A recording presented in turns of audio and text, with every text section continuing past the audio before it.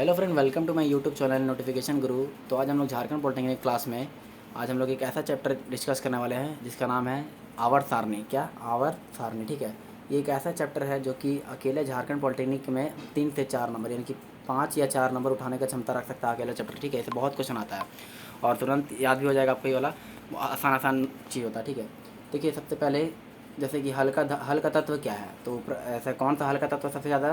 तो हाइड्रोजन सबसे हल्का तत्व है, सबसे भारी बोलेगा तो ऑस्मियम है। और द्रव धातु, देखिए द्रव है और धातु तत्व कौन है? तो पारा है। अगर वही बोलेगा द्रव अधातु बोलेगा अधातु तो वो ब्रोमीन हो जाएगा। ठीक है, अधातु में बोलेगा तो ब्रोमीन और उसमें बोलेगा तो पारा। ठीक है, धातु में। और सबसे हल्का धातु कौन है? तो लिथियम सबसे हल्का होता है। और द्रव अधातु यानी कि द्रव है जो कि अधातु में, जैसे कि ब्रोमीन बताएं। विद्युत का सुचालक क्या होता है? तो ग्रेफाइट होता है जो कि पेंसिल का नोक में होता है। और विद्युत का सबसे अच्छा सुचालक कौन होता है? तो चांदी होता है, सोना चांदी। ठीक है, तो सबसे अच्छा तो ये आप लोग को याद कर लीजिएगा क्योंकि इससे बहुत सारा ऑब्जेक्टिव बनता है झारखंड पॉलिटेक्निक में। ठीक है, और इसके बाद है कुछ और इम्पोर्टेंट पॉइंट है, जैसे देखिए सर्वाधिक विद्युत ऋणात्मक तत्व यानी कि कौन सा सबसे विद्युत ऋणात्मक होता है? तो फ्लोरीन जो होता है सबसे अधिक विद्युत ऋणात्मक होता है। ठीक है, और न्यूनतम आयनन विभव वाला तत्व कौन है? तो न्यूनतम आयनन विभव सीजियम का और सर्वाधिक आयनन विभव किसका? तो हीलियम का। देखिए दो कन्फ्यूजन लगाएगा कि आयनन विभव यानी सबसे आयनन विभव कम किसका होता है? तो सीजियम का। और अधिक किसका होता है? तो हीलियम का। ठीक है, फिर सर्वाधिक इलेक्ट्रॉन की प्राप्ति कौन करता है? तो क्लोरीन, क्योंकि उसमें क्या होता है? Cl माइनस होता है ना, 2, 8 और 7। ठीक है, ये वाला जिसके होता है क्लोरीन का क्या बोलते इसको, परमाणु इलेक्ट्रॉनिक कन्फिग्रेशन। ठीक है ना, इसको ये तो सबसे ज़्यादा क्या है याद करने वाला कि सर्वाधिक इलेक्ट्रॉन की प्राप्ति करने वाला तत्व क्या है? क्लोरीन सबसे ज़्यादा। ठीक है ना, और मानव निर्मित तत्वों की संख्या कितनी है? मानव निर्मित तत्वों की संख्या 22 है। ठीक है, एक परमाणु तत्व क्या है? तो अक्रिय गैस। परमाणु तत्व क्या है? अक्रिय गैस। ठीक है, शरीर में सबसे ज़्यादा कौन सा पाया जाता है तत्व? तो ऑक्सीजन पाया जाता है। ठीक है, सबसे ज़्यादा कौन क्या पाया जाता है? ऑक्सीजन। फिर है मिट्टी के तेल में कौन डुबा के रखते हैं? तो हम लोग सोडियम और पोटेशियम को डुबा के रखते हैं। ठीक है, मिट्टी के तेल में, क्योंकि वायु से अभिक्रिया करके आग पकड़ लेता है, इसीलिए हम लोग उसको मिट्टी के तेल में डुबा कर रखते हैं। ठीक है, फिर है नेक्स्ट क्वेश्चन की सबसे प्रबल ऑक्सीकारक पदार्थ क्या है? तो फ्लोरीन जो है सबसे प्रबल ऑक्सीकारक है। ठीक है, ऑक्सीकारक समझते हैं ना, ऑक्सीडाइज। ठीक है, और प्रकृति में प्राप्त तत्वों की संख्या कितनी है? 88 है। ठीक है, 88। और ठीक है, तो ये इंपॉर्टेंट कुछ पॉइंट था जो कि जिससे ऑब्जेक्टिव बनता है इसमें क्या झारखंड पॉलिटेक्निक में। तो आप जरूर याद रख लीजिएगा इसको, स्क्रीनशॉट लेके या फिर जैसे भी आपको जहाँ से मिल जाए तो याद कर लीजिएगा। ठीक है, अब चलते हैं जो इंपॉर्टेंट पॉइंट है हम लिखे हैं वो वाला। ठीक है, अब इसमें देखिए क्या क्या क्वेश्चन इंपॉर्टेंट है। सबसे पहले कि देखिए सबसे पहले आवर्त सारणी का बात आएगा तो सबसे पहले मेंडलीफ का नाम आता है। ठीक है, जो मेंडलीफ ने अपना आवर्त सारणी तत्व मतलब कब प्रस्तुत किया था? तो वो 1869 में किया था। हम लोग जानते हैं कि आवर्त सारणी मतलब जो है स्टार्ट मेंडलीफ ही किया था। ठीक है, तो सबसे पहले कब प्रस्तुत किए थे? वो 1869 में। ठीक है, फिर मेंडलीफ की आवर्त सारणी में वर्गीकरण का आधार क्या था? जैसे तो मतलब कैसे उसका आधार क्या था वर्गीकरण का? तो वो था परमाणु भार था। ठीक है, जैसे अभी परमाणु संख्या है तो वो परमाणु भार है उस टाइम का मेंडलीफ वाला में। ठीक है, और मेंडलीफ की आवर्त सारणी में 9 वर्ग है और 7 आवर्त है, यानी कि ये जो ऐसे ऐसे रहता है ना वो आवर्त होता है। ठीक है, और जो ऐसे ऐसे करके रहता है ये ग्रुप, इसको वर्ग बोलते हैं। ठीक है, यानी कि जो ऊर्ध्वाधर रहता है, ऐसे ऊर्ध्वाधर रहता है हम लोग ग्रुप बोलते हैं, और जो क्षैतिज रहता है ना उसको हम लोग आवर्त बोलते हैं। ठीक है, तो कोई दिक्कत नहीं। इसमें क्या क्या होता है? तो वही नॉट वर्ग था, ऐसे ऐसे वाला नॉट होता है उसमें। ठीक है, मेंडली वाला में, और ऐसे वाला 7 को था। ठीक है, तो याद रखिएगा, इससे क्वेश्चन आता है क्योंकि अभी वाला सबको पता है, मेंडली वाला में नहीं याद रहता, तो क्वेश्चन ये वाला आ जाता है। 9 वर्ग है, 7 आवर्त है। ठीक है, फिर आधुनिक आवर्त सारणी में खोज किसने किया? देखिए मेंडलीफ का तो हो गया, हम लोग पता चल गया, लेकिन जो आधुनिक आवर्त सारणी है उसका खोज किसने किया था? तो मोस्ले ने किया था। ठीक है, अब कब किया था? 1913 में। 1913 में। वो वाला कब था? 1869 में। और कौन किया था? मेंडलीफ ने। और आधुनिक आवर्त सारणी को कौन किया? तो मोस्ले ने किया। कब किया? 1913 में। ठीक है, कन्फ्यूज नहीं होने का है, याद कर लीजिएगा, अच्छा सा पॉइंट है एकदम जो कि एग्जाम में आ सकता है। ठीक है, फिर आधुनिक आवर्त सारणी की वर्गीकरण का आधार क्या है? जैसे उस टाइम बताया था आपको कि परमाणु भार था मेंडली वाला में, लेकिन इसमें क्या है? परमाणु संख्या है। ठीक है, परमाणु संख्या आज का वर्गीकरण का आधार यही है। और आधुनिक आवर्त सारणी में आज का जो आवर्त सारणी है उसमें आवर्त 7 हुए, यानी कि ऐसे ऐसे वाला जो है वो 7 हुए है, और ऐसे वाला जो वर्ग है वो हम लोग का 18 है। ठीक है, तो कोई दिक्कत नहीं होना चाहिए। और प्रत्येक आवर्त जो है प्रथम धातु क्षार धातु है, यानी कि जो पहला वाला होता है, पहला वर्ग है ना, प्रत्येक आवर्त है, यानी कि पहला आवर्त ऐसे वाला है, तो ऐसे करके होता है ना, तो पहला आवर्त तो यही है ना, तो पहले सभी प्रत्येक आवर्त का ये वाला जो तत्व होता है वो क्षार धातु है। ठीक है ना, उसके बाद आता है मृद क्षार धातु। ठीक है, मृदा छाया था, तो इसको अल्कली मैटर बोलते हैं। फिर लैंथेनॉइड और एक्टेनॉइड, ये देखिए इंपॉर्टेंट फैक्ट है जो कि अभी लैंथेनॉइड कहाँ से स्टार्ट होता है, देखिए 57 से 71 में स्टार्ट होता है, ठीक है, कहीं कहीं देता है 58 से 71, तो ये आपको दोनों याद रखना, ऑप्शन में जो आएगा आप वो लगा सकते हैं, ठीक है, 58 से 71 या 57 से 71। फिर है एक्टेनॉइड की संख्या, तो ये 89 से लेके 103 या फिर 90 से लेके 103 दोनों देता है, ठीक है, तो ये आप दोनों याद रख लीजिएगा। थोड़ा सा इसको एक बढ़ा देना, यानी कि रेंज यही रहता है 57 से 71 या 58 से 71, या फिर एक्टिव का बोलेगा तो 89 से 103 या 89 या 90 से 103, ठीक है, तो याद कर लेने का है आपको। फिर उसके बाद है कि ये देखिए सबसे परमाणु आवर्त सारणी में सबसे मेन जो है पूछता है वो ये है, ये देखिए गुण है, ये वर्ग है, मतलब वर्ग में ऊपर से अगर हम नीचे आए, यानी कि ऊपर से जैसे नीचे आ रहे हैं तो क्या बढ़ता है क्या घटता है, और वही आवर्त में हम बायां से दायां जा रहे हैं तो क्या बढ़ता है और क्या घटता है, ठीक है। तो सबसे पहले देखिए आकार, ठीक है, तो परमाणु का जो आकार होता है वो क्या होता है, वर्ग में जब हम ऊपर से नीचे आते हैं ना तो घटता है, सॉरी बढ़ता है, वर्ग में आकार ऊपर से नीचे आने पर बढ़ता है, और आवर्त सारणी में क्या होता है, सॉरी आवर्त में क्या होता है, घटता है, जब हम इधर बाएं से दाएं जाएंगे तो घटेगा। फिर विद्युत धनात्मक में क्या होता है कि ऊपर से नीचे आएंगे तो बढ़ेगा वर्ग में, क्योंकि तो पक्का खाली ऊपर से नीचे बोलेंगे तो आपका समझ में आना चाहिए, क्योंकि ऊपर से नीचे तो हम लोग वर्ग में ही आ सकते हैं ना, क्योंकि इधर तो आवर्त में तो बाएं से दाएं जाएंगे, ठीक है, तो जब हम कल ऐसे बोलेंगे ना, विद्युत धनात्मक तत्व क्या होता है, वो ऊपर से नीचे आने में बढ़ता है और बाएं से दाएं जाने पर घटता है, ठीक है। अगर यहाँ बढ़ता है तो यहाँ घटता होगा, यहाँ बढ़ता है तो यहाँ घटता है, यानी कि आपको कुछ कुछ ट्रिक से याद कर लेना है जो आप लगा सकते हैं। आयनन ऊर्जा घटता है ऊपर से नीचे आने में, ऊपर से नीचे आएगा तो घटेगा, लेकिन दाएं से बाएं से दाएं जाएंगे तो बढ़ेगा, ठीक है। विद्युत ऋणात्मक में, यानी कि विद्युत नेगेटिव इलेक्ट्रोनेगेटिविटी होता है ना, वो ऊपर से नीचे आने में घटेगा और बाएं से दाएं जाएंगे तो बढ़ेगा। इलेक्ट्रॉन प्रीति जो होता है ऊपर से नीचे आएंगे तो घटेगा और बाएं से दाएं जाएंगे तो बढ़ेगा। अब देखिए इसको हम लोग कुछ दिमाग लगाते हैं कि बढ़ता किस किस में है, ये देखिए बढ़ता इसमें है, बढ़ता इसमें है, और इन तीनों में घटता है, तो बढ़ता वाला हम लोग को सिर्फ याद कर लेना है कि एक आकार और एक विद्युत धनात्मकता, ठीक है, ये एक आकार और एक विद्युत धनात्मकता जो है सिर्फ वर्ग में ऊपर से नीचे आएंगे तो बढ़ेगा, ठीक है।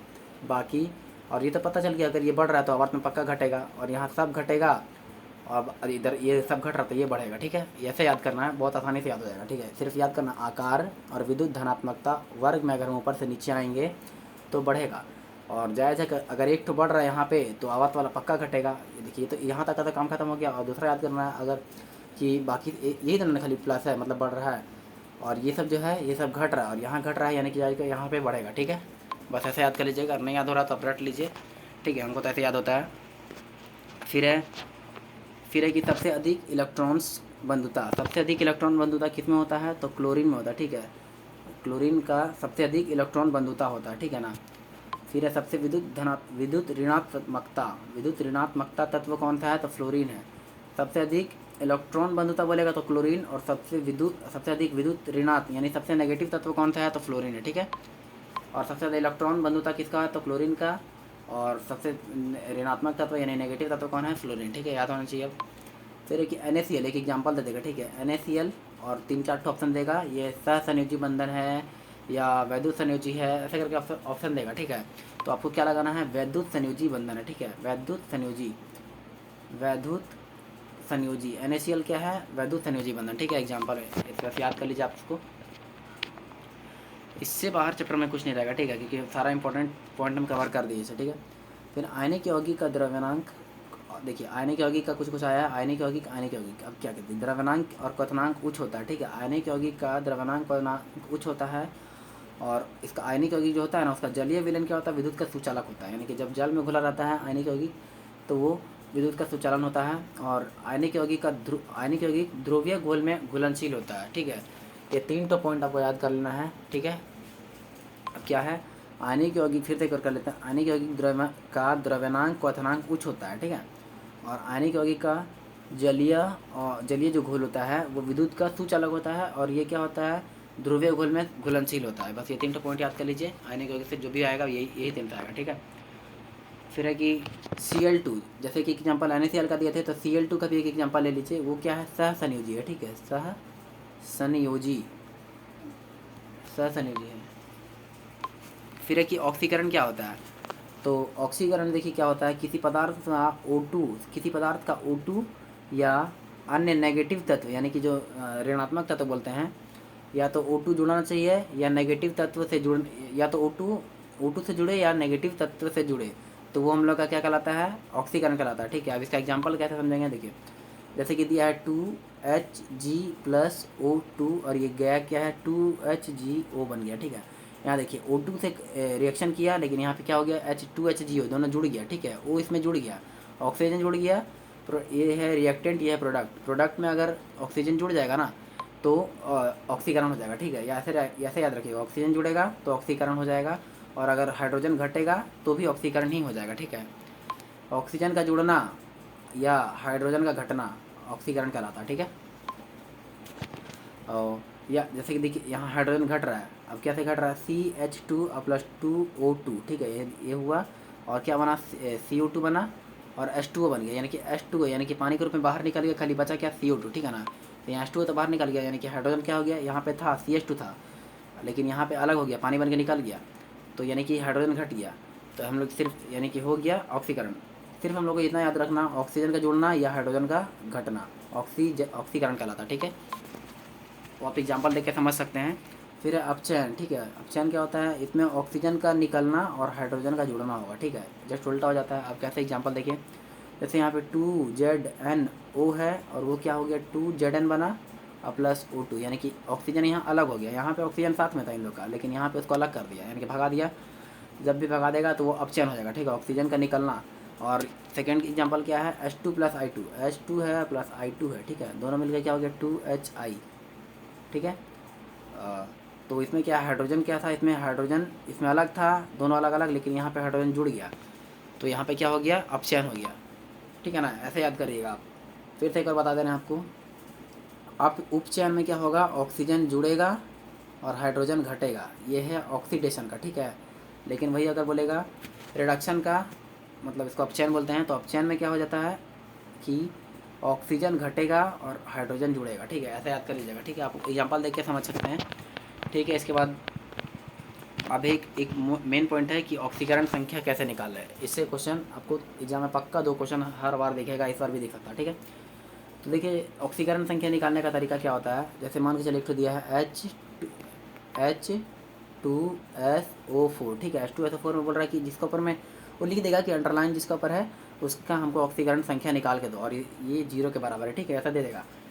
तो क्या करेंगे ना, देखिए सबसे पहले हम लोग देखेंगे कि H का जो जैसे होता है ना, जैसे हाइड्रोजन है तो हाइड्रोजन का क्या होता है 2 ही होता है ना, तो इसको हम लोग 1 लेते हैं। परमाणु संख्या क्या होता है 1 होता है ना, सॉरी गलती बोल दिए 2 बोल दिए। हाइड्रोजन का परमाणु संख्या क्या होता है 1 होता है, तो यहाँ 1 ले लिए, और ये X जिसका पूछ रहा है H का, तो प्लस में करके उसको X ले लिए और यहाँ पे प्लस किए, और ये O4 है ना, तो ऑक्सीजन है, यानी कि ऑक्सीजन है। तो एक ऑक्सीजन का क्या होता है क्या बोलते हैं उसको, इलेक्ट्रॉनिक कन्फिगरेशन कैसे होता है ऑक्सीजन का होता है hydrogen, helium, lithium, beryllium, boron, carbon, nitrogen, oxygen. ठीक है, 8 होता है। ठीक है, ऑक्सीजन का क्या हो गया 8, उसको कैसे तोड़ेंगे 2 और 6 में, यानी कि इसको कितना चाहिए कि ये 6 को मतलब 8 हो जाए, तो 2 चाहिए। ठीक है, 2 चाहिए ना, क्योंकि 6 को 8 बनाना है तो क्या चाहिए 2, यानी एक ठो में 2 चाहिए ना, तो यहाँ पे कितना है 4 को है, यानी कितना हो जाएगा ये -8 हो जाएगा। ठीक है, 2 चौके 8 -8 बराबर 0। ठीक है, तो ये -8 और ये 1। ठीक है, तो कितना हो जाएगा -7 हो जाएगा उधर, और 0 का उधर जाएगा तो कितना हो जाएगा +7। ठीक है, +7, तो ऐसे निकलता है। फिर देखिए दूसरा एग्जांपल करके दिखा रहे हैं, जैसे K2Cr2O7। ठीक है, इसमें बोलेगा कि Cr2 यानी कि Cr का निकाल बताइए कि ऑक्सीकरण संख्या क्या है। ठीक है, तो जैसे पोटेशियम है, पोटेशियम का हमको परमाणु संख्या जानना, तो 19 होता है। ठीक है, पोटेशियम का 19 होता है, 19 को कैसे जोड़ेंगे हम लोग 2 8 8, यानी कि 8 2 10 10 8 18। ठीक है, तो एक चाहिए इसको सॉरी कहाँ गया इसका, पोटेशियम का कितना होता है 19, तो 19 में यहाँ हो गया 1 मिनट K2। ठीक है, तो इसका जो है ना 19 होता है। ठीक है, 2 8 8 2 10 और 19 करना 10, और यहाँ पे और कितना जोड़ दें हम, यहाँ पे एक 8 और जोड़ देंगे और 1 हो जाएगा। ठीक है, 2 8 2 10 10 8 18 1 19। ठीक है, तो ये बाहर वाला जो तत्व इसका निकला 1 है ना, तो इसको हम ले लेंगे एक ठो, 1 हो गया बचा 1, और यहाँ 2 है K2 है, यानी कि 2 ले लिए इसको, और पूछा कि इसका Cr2 का, तो उसको हम लोग यहाँ पे Cr2 है ना, Cr2 तो उसको 2x ले लेंगे, और प्लस O7, जैसे कि आपको बताया था कि एक ऑक्सीजन का -2 होता है, तो O7 है ना, हाँ O7। तो 7 ऑक्सीजन का कितना हो जाएगा, -14 हो जाएगा, ठीक है, -14 बराबर क्या हो जाएगा 0। अब देखिए यहाँ पे सॉल्व कर लीजिए, ये -14 है और ये 2 है, ठीक है। तो उधर जाके क्या बन जाएगा, मतलब इधर तो -12 होगा तो उधर जाके बन जाएगा 12, ठीक है उधर। और यहाँ पे सिर्फ 2x है, तो 2x बराबर -12, तो x बराबर क्या हो जाएगा -6। नहीं, यहाँ वाला माइनस तो प्लस में चल जाएगा ना, तो बस यहाँ माइनस प्लस दिख नहीं, यहाँ दिख नहीं रहा है, लाल लाल ज़्यादा हो गया। तो आप लोग इसको कॉपी बनाएंगे तो बन जाएगा, ठीक है ना। बस तरीका वही है, जिसका पूछेगा उसको x मान लेना है, और जिसका बाहरी वाला जो होता है ना, या तो जैसे कि जैसे पोटेशियम को बताया 19 है तो इसका 2 होता है, 8 होता है, 8 होता है और 1 होता है, का है देखिए 2 8 2 10 10 हो गया, 10 8 18 और 1 19, है ना। अगर 3 से ज़्यादा रहता ना तो हम लोग ले लेते कि 8, 4 से ज़्यादा रहता तो ले लेते कि कितना उसमें 8 से कम करे तो कितना हो जाएगा, ठीक है ना। लेकिन यहाँ 1 है, इसी के लिए हम लोग 1 ही ले लेंगे। अब जैसे कि उस टाइम हम लोग ये थे H2SO4 लिए थे ना, H2SO4, तो SO4 लिए थे ना, H2SO4, उसमें निकालना था हम लोग को S का, ठीक है। तो एक यहाँ हाइड्रोजन का तो एक ही होता है, तो उसका इलेक्ट्रॉनिक कन्फिग्रेशन भी एक होता है, तो बाहरी कक्षा भी इसका एक ही होता है, इसी के लिए हम लोग इसका एक लिए, ठीक है। तो बस ऐसे निकलता है, जिसको लेना है, जिसको निकालना है उसको x मान लेंगे।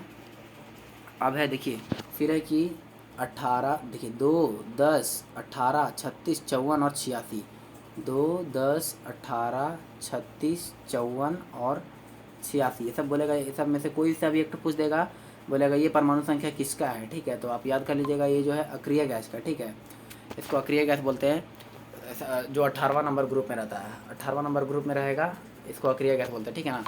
तो याद कर लीजिएगा आप इसको। और बस यही इंपॉर्टेंट, जितना भी आवर्त सारणी से अगर क्वेश्चन आएगा तो देखिएगा इसी से आएगा, ठीक है ना। और जितना भी बताना था बता दिए हैं। अब अगला केमिस्ट्री का नया चैप्टर आएगा या फिजिक्स का देख लेते हैं, उस हिसाब से फिर आपको बता देंगे, ठीक है ना। तो तब तक के लिए बाय, और चैनल को सब्सक्राइब जरूर करिएगा जो लोग नए लोग हैं, और बताइए कमेंट करके कि आप लोगों को कैसा लगा क्वेश्चन। अगर कोई गलती हो गया तो बताइएगा, ठीक है ना, उसको सुधार लेंगे।